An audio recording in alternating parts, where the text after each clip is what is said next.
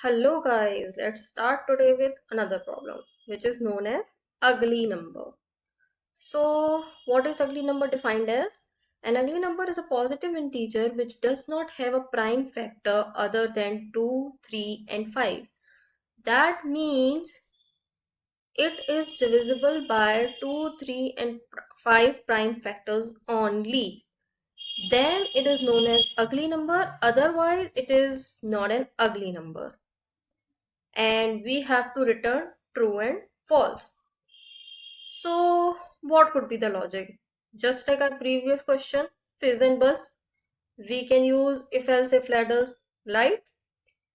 Here we will use if else if ladder but within a loop, because we have to divide our number until it becomes 1 or less than 1, and we'll check whether there are other prime numbers or not in it, right? So logic is clear. uh, what we can do, we can start our coding. Here is a constant that n is having negative as well as positive integers both included. So first case would be the base case, that is n, if n is less than 1 then we'll return false.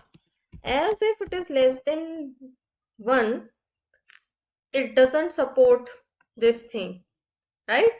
Prime factors only divisible by 2, 3 and 5, right? If it is not, then we'll use while loop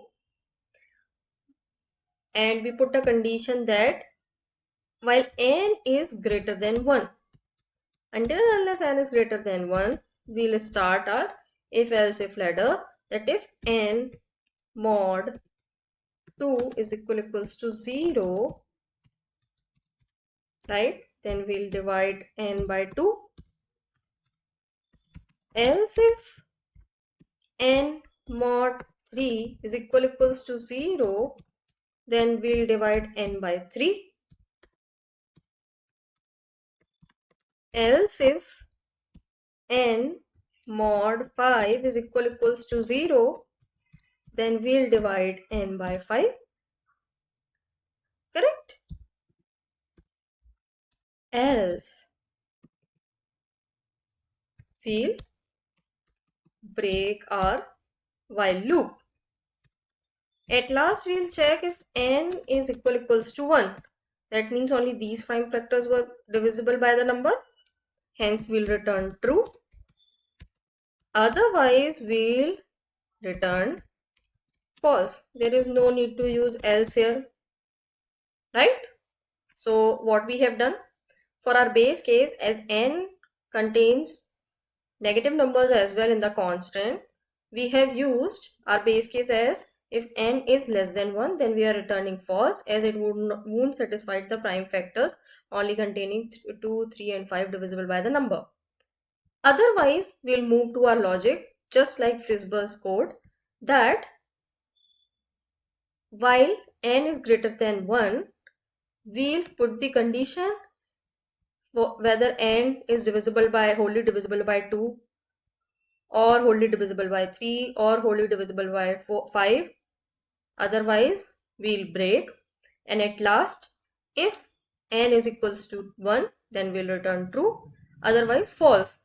So what could be the time and space complexity? Very easy. Here we are putting the while condition, but you can see for this the time complexity would be log of n